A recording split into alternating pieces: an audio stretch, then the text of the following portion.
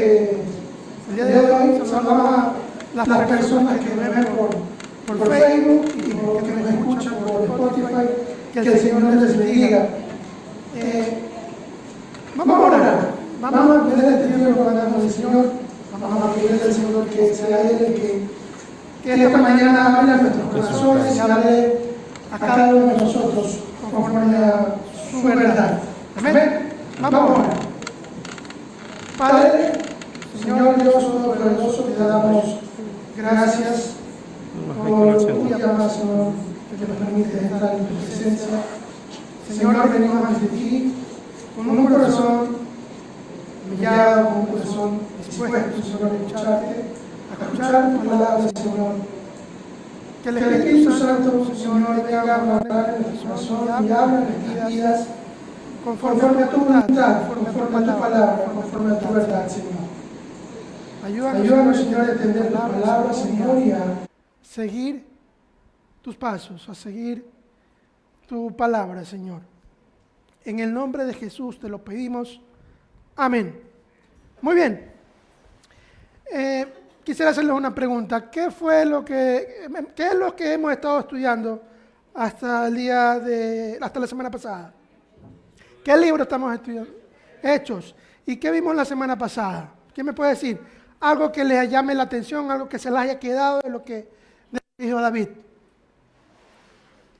¿Qué fue lo que dijo? Algo que le haya dicho David, que le haya quedado impregnado en su corazón, en su mente, sobre el mensaje de la semana pasada. Estábamos hablando de que estábamos en Hechos 9, estamos hablando de la conversión de Saulo, del encuentro glorioso que tuvo con el Señor Jesucristo. Y David hablaba de algo, ¿no? De que cuando hay se me quedó grabado eso, cuando hay un hijo pródigo, hay un hermano mayor. Muy bien. Quiero que lo tengan presente. Conforme vamos haciendo el mensaje, podemos otra vez topar ese tema acerca del hermano mayor. Pero quisiera que me acompañen al libro de los Hechos, capítulo 9. Sin duda alguna, la conversión de Pablo es la más famosa conversión en la Biblia. Lucas lo relata en tres veces, en Hechos 9, en Hechos 22 y en Hechos 26. Pudimos observar la semana pasada cómo el encuentro glorioso que Pablo tuvo con el Señor Jesucristo, solo un encuentro con Jesús en gloria, lo hizo volver a nacer, lo hizo transformarse totalmente. Y hoy vamos a observar esas evidencias de su transformación, esas evidencias del encuentro que tuvo con el Señor Jesucristo. Eso que hace de que una persona nazca de nuevo. Quisiera que me acompañen, por favor, al libro de los Hechos, capítulo 9, versículo 20. Vamos a estar en el versículo 20.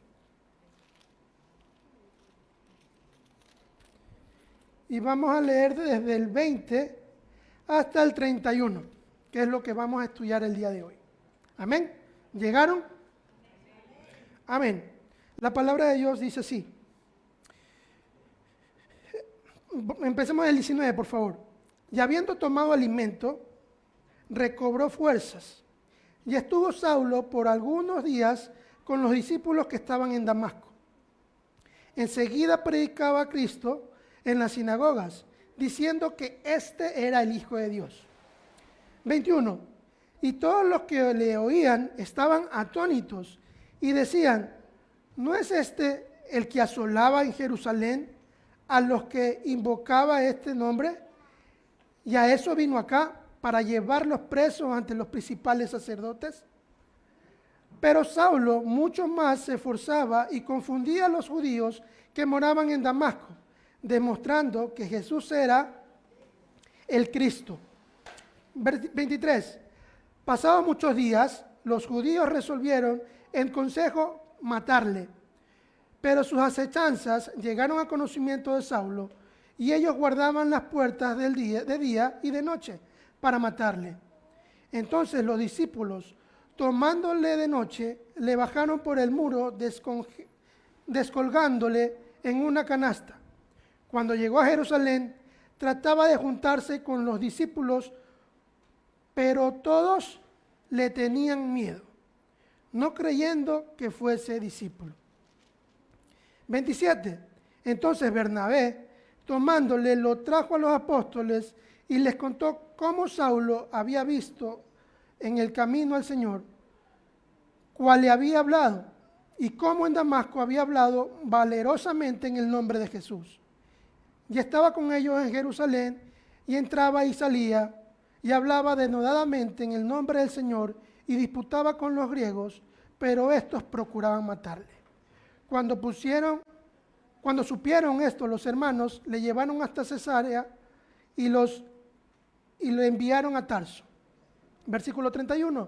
Entonces las iglesias tenían paz por toda Judea, Galilea y Samaria, y eran edificadas, andando en el temor del Señor, y se acrecentaban fortalecidas por el Espíritu Santo.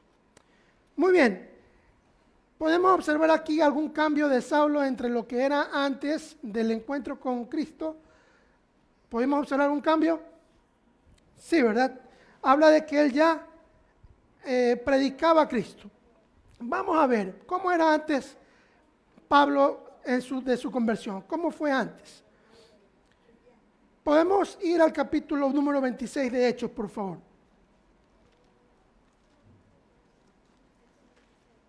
Hechos, capítulo 26.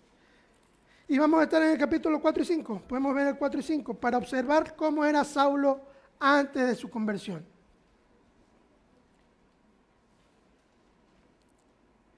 Y aquí Pablo está relatando cómo era su vida, cómo se formó, cuáles eran sus principios antes de conocer a Cristo.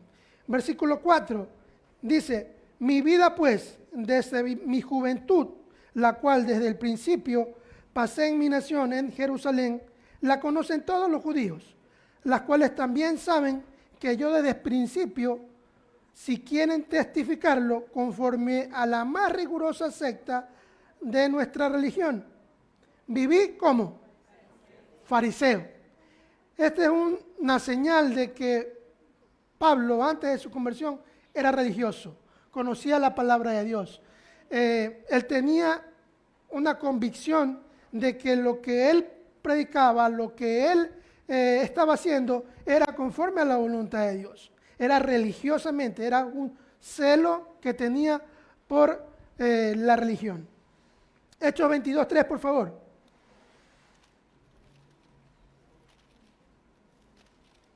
Hechos 22:3.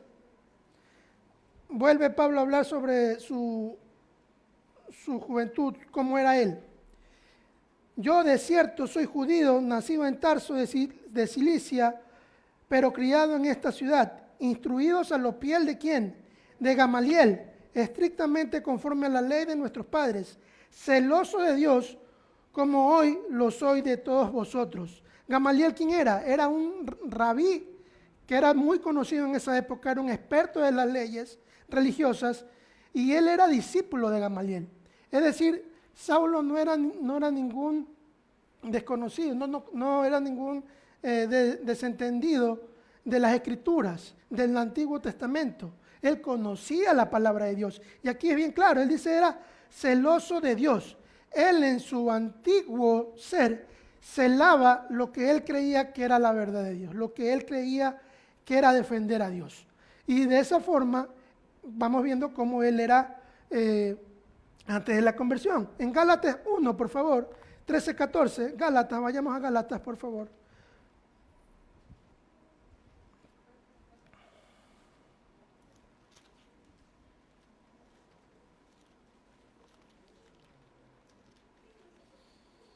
Gálatas 1, versículo 13 y 14. Cuando todos lleguen, dicen llegué. Amén. Gálatas 1, 13, 14 dice: porque ya habéis oído acerca de mi conducta en otro tiempo, en el judaísmo. ¿Qué hacía? Que perseguía de sobremanera la iglesia de Dios y la asolaba. Y en el judaísmo, ¿qué cosa? Aventajaba a muchos de mis contemporáneos en mi nación, siendo mucho más celoso de las tradiciones de mis padres. Entonces, ¿qué podemos observar aquí de Pablo antes de su conversión?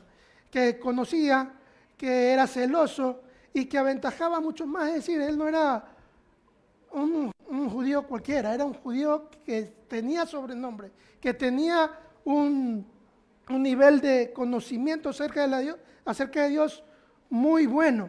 Y en base a ese conocimiento podemos observar que él era celoso de aquello, celoso de sus principios y de los principios y de las tradiciones de mis padres. Aquí habla de un tema. Él también era celoso de lo que sus padres le habían enseñado. Yo no voy a cambiar lo que mis padres me enseñan, porque lo que mis padres me enseñaron era sagrado. ¿Qué tal parecido pudimos haber sido nosotros en algún momento antes de estar en los caminos del Señor? En defender a ultranza, en defender nuestras creencias, de tal forma de que no cabe aquí el razonar, sino en creer de que lo que nos enseñaron nuestros padres es lo real. ¿Qué tanto nos pudimos haber parecido nosotros a Saulo? Muchas veces nosotros pudimos haber actuado así. El querer imponer o el querer mantener nuestros pensamientos, que así nos los enseñaron. Porque así creemos que debe de ser la situación. Y muy bien, muy buen punto. Muchas veces seguimos actuando así. En creer, en mantener nuestra creencia de una forma sin razonamiento y sin la verdad de Dios. ¿Qué más podemos observar del comportamiento de Saulo antes de su conversión? Él era el enemigo número 1 del cristianismo. Vamos a Hechos 7, por favor.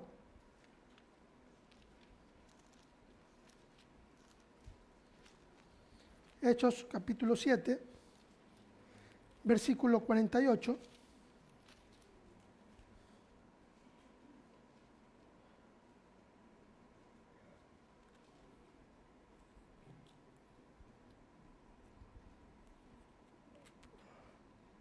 Perdón.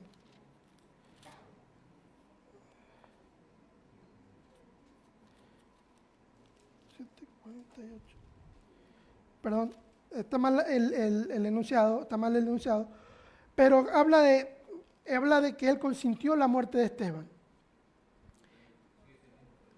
Está antes. Él consintió la muerte de Esteban. Saulo consintió la muerte de Esteban. Hechos 26, 9 al 11, por favor.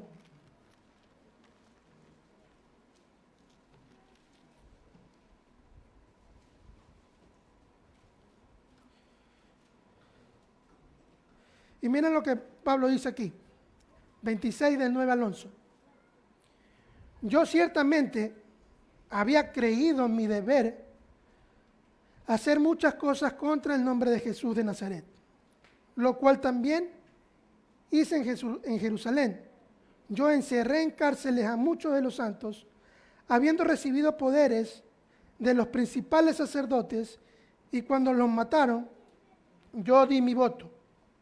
Y muchas veces, castigándolos en todas las sinagogas, yo los forcé a blasfemar. Y enfurecido sobremanera contra ellos, los perseguí hasta las ciudades extranjeras. Pablo fue enemigo número 1 de la iglesia. Consintió la muerte de Esteban. Encerró en la cárcel a los cristianos. Los perseguía en las sinagogas y hasta en otras ciudades. Y los forzaba a negar su fe. Imagínense ustedes que venga alguien aquí y te apunte con una pistola, lo que hablaba Javier hace un par de semanas, y te apunte con una pistola y te diga tienes que rechazar a Cristo. ¿Qué es lo que pasa actualmente? Gracias a Dios todavía no pasa acá, pero en otros países de Oriente sobre todo, muchos perseguidos, muchos cristianos son asesinados, muchos cristianos son perseguidos a causa del nombre de Cristo. Pero ¿qué podemos nosotros meditar de esto? Muchas veces tal vez nosotros como cristianos o antes de conocer al Señor pudimos haber actuado de la misma manera. Antes muchas veces nos burlábamos de alguien que nos hubiese venido a hablar la palabra. Nos burlábamos, lo rechazábamos, incluso pudimos haber ofendido a esa persona que nos venía a hablar de la palabra.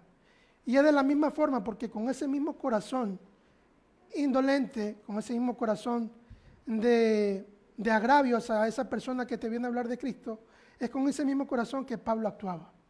Nosotros pudimos haber sido igual que Pablo, perseguidor, pudimos haber sido pudimos haber obligado a blasfemar a esa persona y pudimos haber herido a esa persona en su corazón. Y él mismo se consideraba irreprensible sobre lo que hacía, porque él creía que lo que hacía era conforme a las leyes de Dios.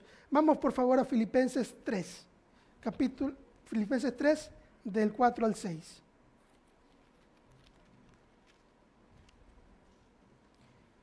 Filipenses capítulo 3.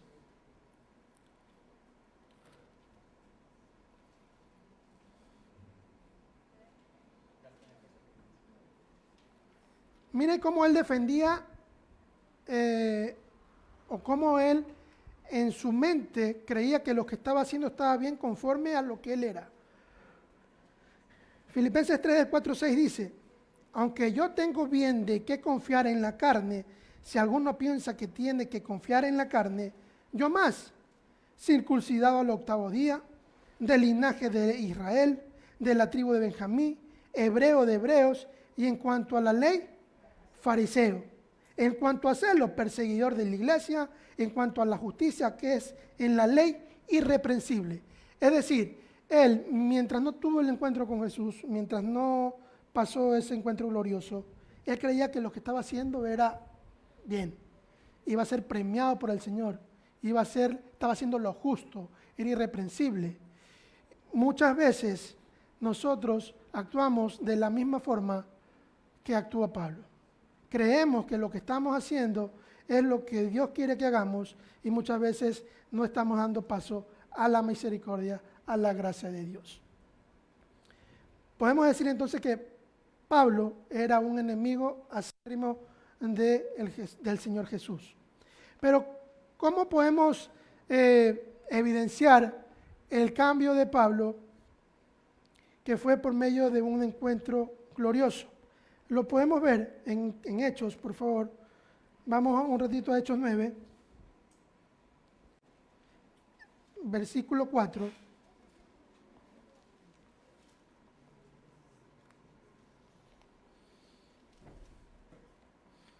Hechos, versículo 4. Hechos 9, versículo 4.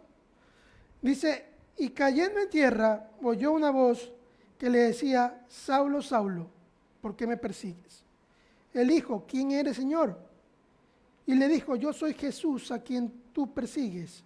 Dura cosa te es dar cosas contra el aguijón. Y temblando y temeroso dijo el Señor: ¿qué quieres que haga?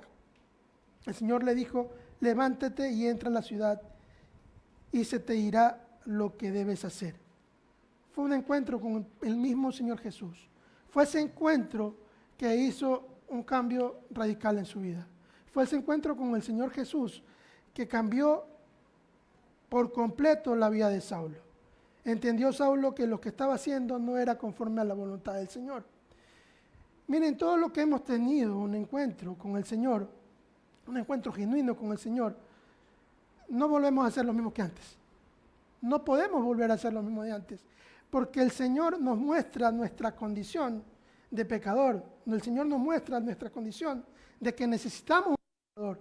Y es ahí cuando en esos encuentros que tenemos con el Señor es que provoca ese cambio de 180 grados. Un encuentro genuino con el Señor jamás nos debe dejar igual. Siempre va a provocar un cambio en nosotros. Y quiero poner un ejemplo que está en el Antiguo Testamento, donde hay un encuentro que tuvo un rey con Dios, donde lo cambia para siempre. Quiero que me acompañen por favor a Daniel, capítulo 4.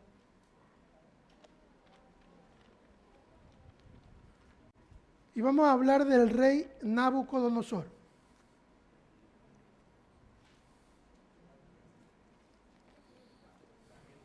Daniel capítulo 4. Solo quiero que veamos del versículo 1 al 3. Miren cómo empieza Nabucodonosor a relatar su testimonio, porque él va a relatar un testimonio, su testimonio de vida con el Señor, del encuentro con el Señor. Dice el capítulo 4, versículo 1. Nabucodonosor, rey, a todos los pueblos, naciones y lenguas que moran en toda la tierra, paz os sea multiplicada. Conviene que yo declare las señales y milagros que el Dios Altísimo ha hecho conmigo. Cuán grandes son sus señales y cuán potentes son sus maravillas. Su reino sempiterno y su señorío de generación en generación.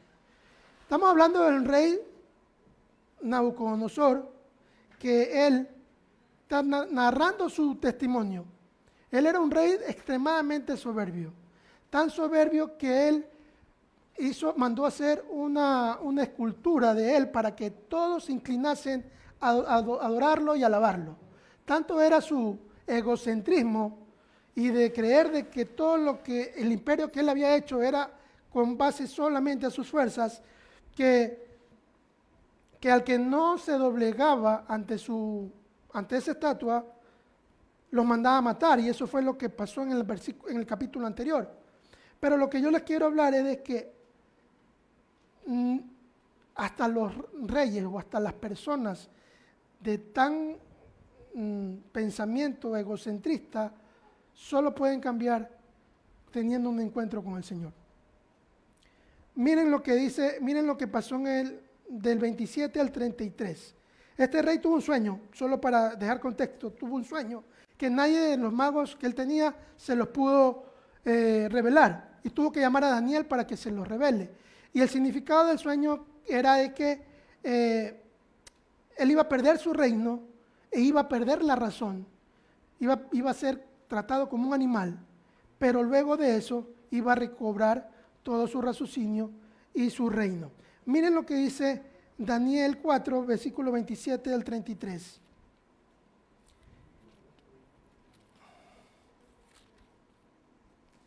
Quiero que enfaticemos en algo, del 27 al 33. Daniel le dice en el 27, por tanto, oh rey, acepta mi consejo. Tus pecados redime con justicia y tus iniquidades haciendo misericordias para con los oprimidos, pues tal vez será eso una prolongación de tu tranquilidad. 28. Todo esto vino sobre el rey Nabucodonosor.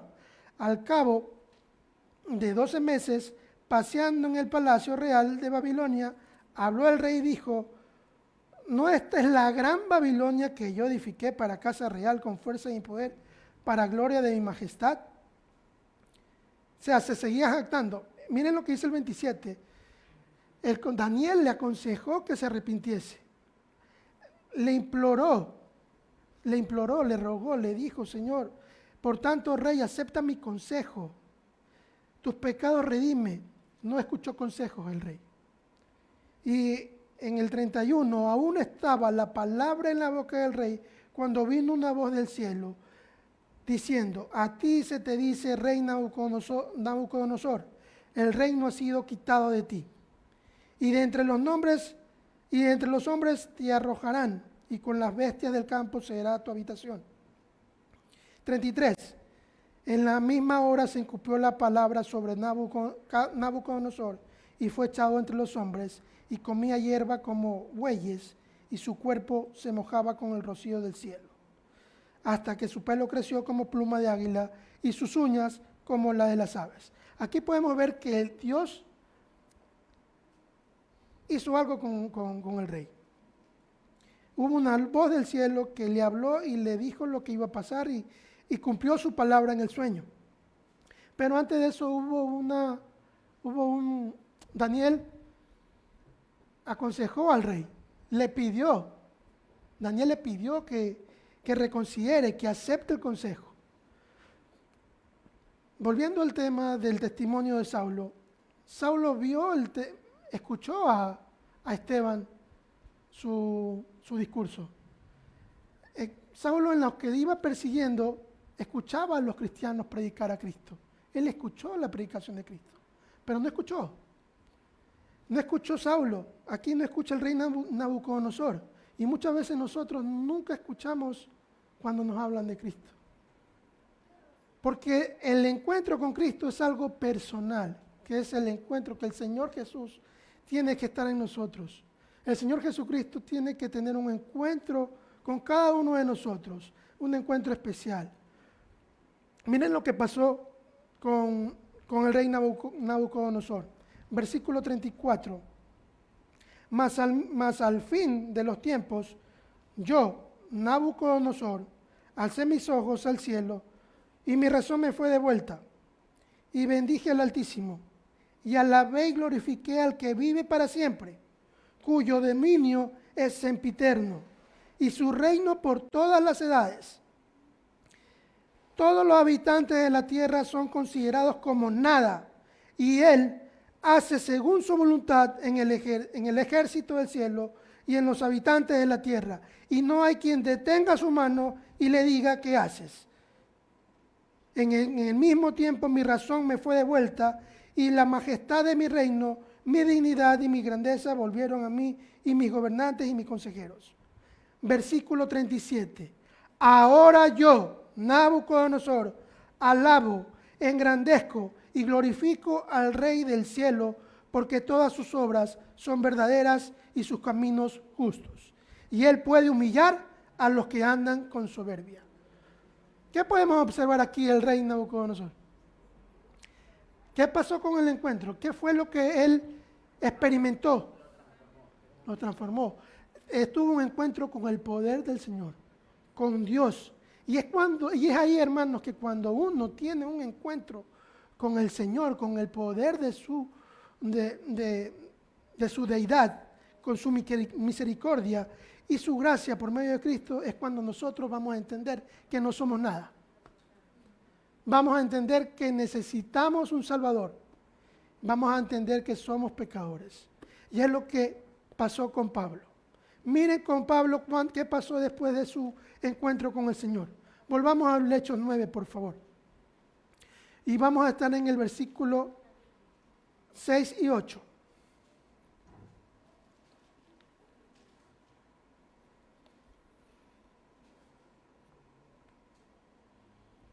Primero, miren lo que pasa después del encuentro. Y él, temblando y temeroso, dijo: Señor, ¿qué quieres que yo haga? Aquí primero, ¿qué podemos entender? Que reconoció que Jesús es el Señor. Que se reconoció humillado. Aquel orgulloso fariseo que defendía esa fe a ultranza, ya no es pues ya el duro de los duros, porque perseguía a los cristianos. Ya se humilló, ya estaba puesto en tierra, ya exclamó y dijo: Señor, ¿qué quieres que haga? Estaba tembloroso y afligido. Podemos imaginar cuando Pablo, antes del encuentro, cómo perseguía a los cristianos, con qué impotencia él se presentaba ante los cristianos y los llevaba presos. Y podemos imaginarnos ahora cómo él estaba, con qué corazón, con qué posición, una posición humilde, una posición afligida, una posición de reconocimiento al Dios Todopoderoso. Después de eso, ¿qué empezó a tener? Empezó a tener comunión con Dios. Miren en el versículo 9, donde estuvo 3 días sin ver, no comió ni bebió. Si alguien no puede ver, no comió y no bebió, estaba solo por 3 días. ¿Qué creen que pudo haber estado haciendo Pablo? Orando, arrepintiéndose. Señor, no soy digno de ti. Señor, perdóname. 3 veces cada rato: Señor, perdóname por lo que hice. Tanta gente vi morir a Esteban y estuve de acuerdo con la muerte de Esteban. Perseguí, vi a esa familia que los llevé presos. Mataron a esos cristianos, Señor. O sea, en 3 días Pablo tuvo que haber meditado en todo lo que había hecho. Pero asimismo, pidiéndole misericordia a Dios, viendo que Él estaba con él, tuvo más comunión con Dios. Se reconoció pecador y que necesitaba un Salvador. Vámonos a 1 de Timoteo, por favor. Y vamos a ver lo que dice Pablo, lo que testifica Pablo. 1 de Timoteo, capítulo 1.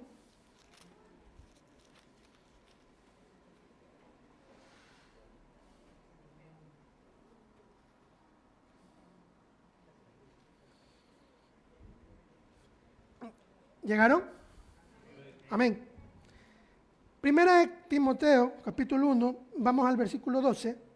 Y mire cómo Pablo habla sobre la gracia de Dios en él. Versículo 12. Doy gracias al que me fortaleció, a Cristo Jesús nuestro Señor, porque me tuvo por fiel poniéndome en el ministerio, habiendo yo sido antes ¿qué? Blasfemo, perseguidor e injuriador, mas fui recibido ¿a qué? A misericordia, porque lo hice por ignorancia e incredulidad. 14. Pero la gracia de nuestro Señor fue más abundante con la fe y el amor que es en Cristo Jesús. Palabra fiel y digna es de ser recibida por todos. Que Cristo Jesús vino al mundo para salvar a los pecadores, de los cuales, ¿qué es Él? Yo soy el primero, porque por esto fui recibido a misericordia, para que Jesucristo mostrase en mí, el primero, toda su clemencia, para ejemplo de los que habrían de creer en Él para vida eterna. Él se declara como el primer pecador, porque Él ya se reconoce que blasfemó, que persiguió, que injurió, que mató. Y lo dice que fue por ignorancia y lo dice por incredulidad. Pero ¿por qué dice que es ignorancia? Pues si Él era el top de los judíos. No conocía a Jesús, no conocía la gracia, conocía la ley. Él, miren hermanos, podemos, como dijo Javier hace un par de semanas, podemos conocernos la Biblia en toda, desde Génesis hasta Apocalipsis. Pero si no hemos tenido un encuentro con el Señor Jesucristo y no hemos conocido de su gracia, podemos actuar como Saulo actuó en algún momento. Debemos nosotros tener ese encuentro con Dios por gracia, porque el Señor esto lo hace por gracia, para poder ver un cambio en nuestras vidas. ¿Qué más podemos ver de Saulo? Y aquí viene lo importante, lo que le dije que tengan presente. Se hizo amigo de quienes antes perseguía. Miren en el versículo 19 de Hechos 9, por favor. Volvamos a Hechos 9. 9:19.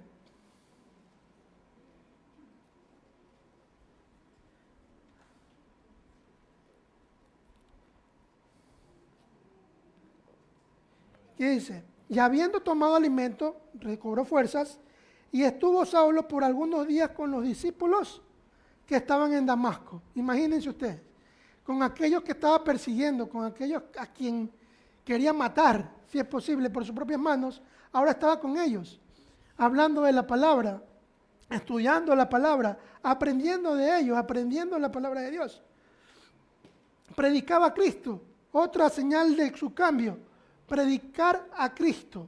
En el versículo 20 dice, y enseguida predicaba ¿a quién? En las sinagogas, diciendo que este era el Hijo de Dios. Versículo 22. Pero Saulo mucho más se esforzaba y confundía a los judíos que moraban en Damasco, demostrando ¿qué cosa? Que Jesús era el Hijo de Dios. Alguien que antes rechazaba de sobremanera que Jesús había resucitado y que Él era el Mesías, por la forma en cómo murió, porque eso no estaba en sus cabales, ahora está predicando a Cristo, la resurrección de Cristo, que Él era el Mesías, que Él era nuestro Salvador. ¿Qué más hacía? Quería juntarse, versículo 26, quería juntarse con los demás cristianos. En el versículo 26, cuando llegó a Jerusalén, trataba de juntarse con los discípulos. Versículo 29, y hablaba denodadamente en el nombre del Señor y disputaba con los griegos. O sea, defendía de la misma forma que defendía antes su creencia, ahora de la misma forma, con vehemencia, discutía, predicaba el Evangelio, predicaba a Cristo. Exponía Cristo y a pesar de las amenazas de muerte. Miren, Pablo pasó de ser perseguidor a ser perseguido. Cambió totalmente su figura, pero eso nunca lo dejó de desanimar, porque sabía que quién estaba con él, Cristo. Entonces podemos ver que el cambio radical de Pablo se debe al encuentro que tuvo con el Señor, de la misma forma que vimos del rey Nabucodonosor. Y ahora vamos a ver las reacciones de su entorno. ¿Cómo reaccionaron los demás al ver a Pablo transformado? Primero miremos cómo reaccionaron los judíos. En Hechos 9, versículo 21. ¿Cómo reaccionaron los judíos? Y todos los que le oían estaban atónitos y decían, ¿no es este el que asolaba Jerusalén o a los que invocaban este nombre? Y a eso vino acá, para llevarles presos ante los principales sacerdotes. ¿Qué reacción tuvieron los judíos? De asombro. Los judíos, de asombro, porque este era el que perseguía, este era el que venía a buscar a los cristianos, a los que hablaban de Jesús. Y yo hago una pregunta, ¿cómo en la situación que usted ha vivido, cómo reaccionó su entorno cuando vieron un cambio en usted? Cuando vieron que usted predicaba a Cristo, cuando vieron que usted cambió, volvió a nacer. Incredulidad, asombro. ¿Cómo va a haber cambiado este señor o esta señora si yo la conozco? ¿Cómo fue? ¿Cómo ha sido? ¿Qué ha hecho? ¿Cuál es su perfil? ¿Cuáles son sus antecedentes? Incredulidad principalmente. En el 23, pasados muchos días, ¿qué resolvieron los judíos? Resolvieron matarle. Entonces los judíos, ya viendo y confirmando el nuevo nacimiento de Pablo, de que Pablo estaba predicando a Cristo, resolvieron matarles. Y es ahí cuando pasa de ser perseguidor a perseguido. ¿Cómo pasó de ser victimario a ser víctima? Y comenzó a tener rechazo y repudio de los propios que antes lo animaban a perseguir a los cristianos. ¿Y cómo reaccionaron los cristianos al cambio de Pablo? Podemos ver en el versículo 25. Miren lo que dice el 25. Primer punto, cuando vieron que los perseguían a Pablo. Entonces los discípulos, tomándole de noche, le bajaron por el muro, descolgándole en una canasta. Esto de verdad que es de Dios. Es de Dios. Porque esos cristianos, aunque cuando veían a Pablo que lo iban a perseguir, esos cristianos que le tenían miedo, son los mismos cristianos que lo salvaron de la muerte. ¿Qué hicieron? Los discípulos, tomándolo de la noche, lo bajaron por el muro, descolgándolo de una canasta. ¿Y cómo creen que se sintió Pablo al ver esto? Protegido.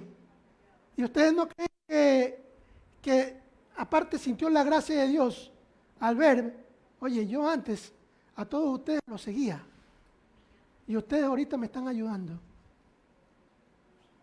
Eso es la gracia del Señor. Es la gracia puesta en la gracia del Señor mostrada en la vida de Pablo y en la vida de esos cristianos que ayudaron a salvarlo. Porque solamente es por gracia que las personas cambian. Versículo 26.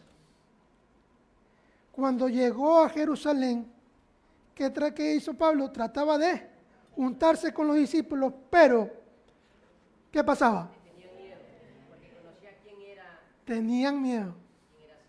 No, yo no me junto. Y ahí es cuando yo les hablo del tema de lo que hablaba David la semana pasada, de cuando hay un hijo pródigo, hay un hijo mayor. Estos cristianos, los discípulos, ¿cómo fueron antes de conocer a Cristo? Obviamente no fueron perseguidores, pero sí dudaron. Fueron personas que no conocían a Cristo y tal vez también practicaban el judaísmo. Pero nadie es bueno. Todos fueron pecadores. Pero ahorita tenían miedo por la situación de Pablo. ¿Qué pasa si algún creyente o creyente que viene a la iglesia, podemos dudar de su conversión, podemos dudar de su conversión? ¿Cómo podemos actuar? ¿Nos ha pasado alguna vez? ¿Nos ha pasado? Que no creemos en la conversión de alguien, o que creemos como hermano mayor de que lo que se está hablando no es para mí, sino es para ese hermano. Oye, ese mensaje es para ti. Y tal vez creemos que eso que estamos actuando bien. Aquí nosotros podemos observar que los discípulos, es verdad, tienen miedo porque era de alguien que los perseguía, pero ¿dónde estaban poniendo su mirada? En el hombre estaban poniendo su mirada en querer, en el miedo, cuando podemos ver que Pablo ya estaba completamente cambiado, pero aún así no creían. Pero aún así se muestra siempre el amor de Dios y la gracia de Dios. Y sale a relucir en este relato un hermano al cual se lo llama el hijo de consolación, que es Bernabé. Mire lo que dice el versículo 27. 27 del capítulo 9. Dice, entonces Bernabé, tomándole, lo trajo a los apóstoles y les contó cómo Saulo había visto en el camino al Señor, el cual le había hablado, y cómo en Damasco había hablado valerosamente en el nombre de Jesús. Este mismo Bernabé, que fue el que donó su heredad anteriormente, es el mismo Bernabé que animó a Pablo a ir donde los discípulos, a testificar por Pablo ante los demás, para que los demás confíen en la conversión de Pablo. Dios siempre pondrá Bernabé al lado nuestro, personas que testifiquen nuestra conversión genuina. Siempre habrá un Bernabé en nuestras vidas. Tal vez nosotros somos los Bernabé, estamos llamados a ser Bernabé, a animar al nuevo creyente, a animar al que recién tuvo un encuentro con el Señor, a predicar a Jesús a pesar del rechazo de los demás. Imagínense si no hubiera estado Bernabé. ¿Qué hubiera hecho Pablo?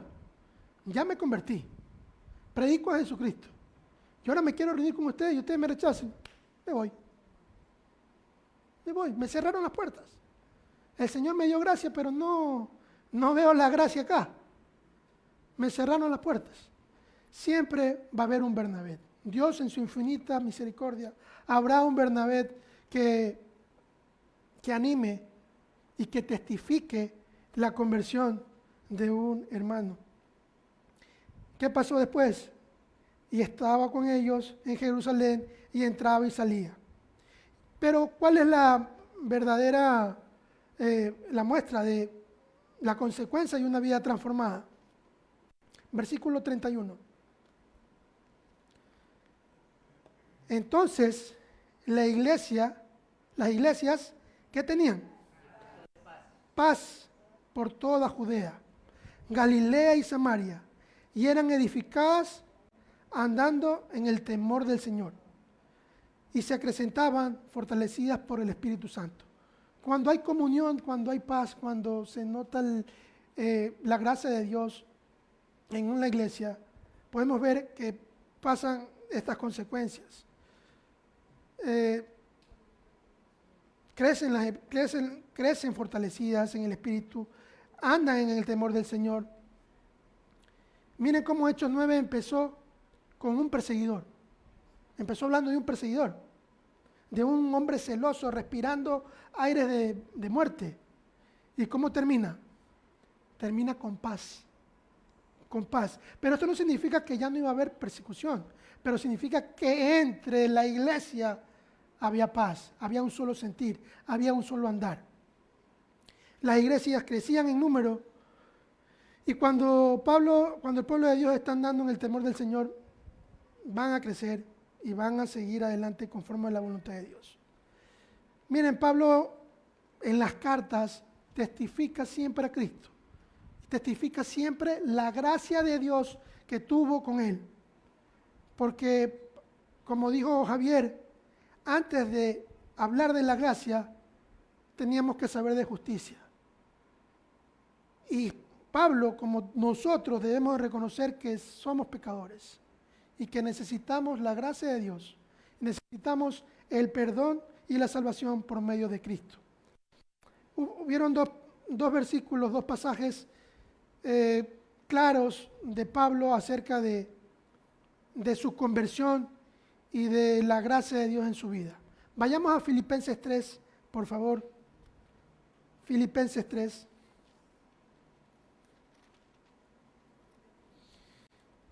Y vamos a leer del 7 al 8.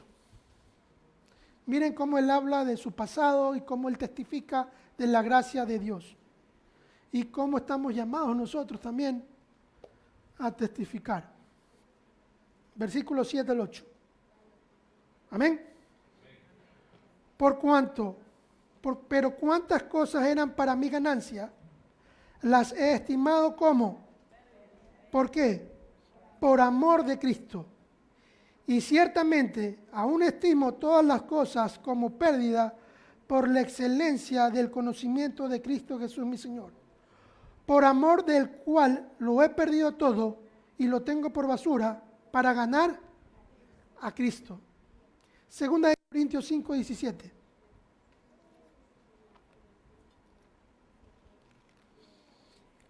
Segunda de Corintios 5, capítulo 5, versículo 17.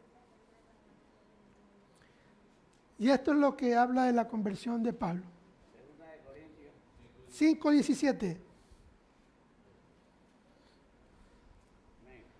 Y quisiera que lo leamos todos juntos, por favor. Amén. Leámoslos, por favor. 5, 17. De modo que si alguno está en Cristo, nueva criatura es. Las cosas viejas pasaron. He aquí, todas son hechas nuevas. Todas son hechas nuevas. Ese es el cambio y ese es el impacto del encuentro glorioso con el Señor Jesucristo, que Pablo tuvo y que cada uno de nosotros hemos tenido o estamos por tener. Porque recuerde que esto es por gracia. Esto no es por obra nuestra. Nosotros no merecemos un encuentro con el Señor Jesucristo. Nosotros merecemos el castigo porque somos pecadores. Es por su gracia que Él sale a nuestro encuentro para perdonarnos. ¿Qué podemos concluir, queridos amigos, queridos hermanos? Producto de un encuentro genuino con Cristo se debe reflejar inmediatamente. 180 grados. Hay que cambiar nuestra vida a 180 grados. Esto va a producir tener nuevas adversidades, va a producir que gente nos rechace, que gente nos persiga, que murmuren, pero Dios va a poner gracia y siempre nos va a poner en nosotros a un Bernabé que nos va a animar, que nos va a estar al lado de nosotros, a seguir predicando la palabra, hablando de Cristo. Tenemos que testificar a Cristo sin temor a lo que pase. ¿Por qué? Porque ya todo lo tenemos como pérdida, como basura, lo anterior. Por el conocimiento de Cristo, todo lo tenemos como basura. Y somos nueva criatura. Como iglesia, habiendo vivido un encuentro con el Señor y habiéndonos convertido, quisiera hacer dos preguntas. ¿Estamos reflejando a Cristo en nuestro día a día? ¿Estamos reflejando que nos hemos convertido genuinamente, que hemos tenido ese encuentro con el Señor? Estamos estamos testificando a Cristo a pesar de lo que pueda pasar en nuestra vida. Estamos dando por gracia lo que hemos recibido por gracia, que es la palabra de Dios, el mensaje de Cristo. ¿Cómo actuamos frente a nuevos creyentes? ¿Dudamos de su nuevo nacimiento? ¿Dudamos de que se haya convertido? ¿O actuamos tal vez como Bernabé, animándolo en el Señor para que siga adelante? Y al no creyente, miren, no hay nadie que pueda ser igual después de un encuentro con el Señor. Nadie. Nadie puede ser igual. Lo pudimos ver con el rey Nabucodonosor, lo pudimos ver con Pablo, y hoy es un día para que usted le pida al Señor misericordia, le pida, reconozca que merece castigo, pero que también reconozca que merece un Salvador, que es Cristo, y que es por medio de Él que tendrá vida eterna. Vamos a orar.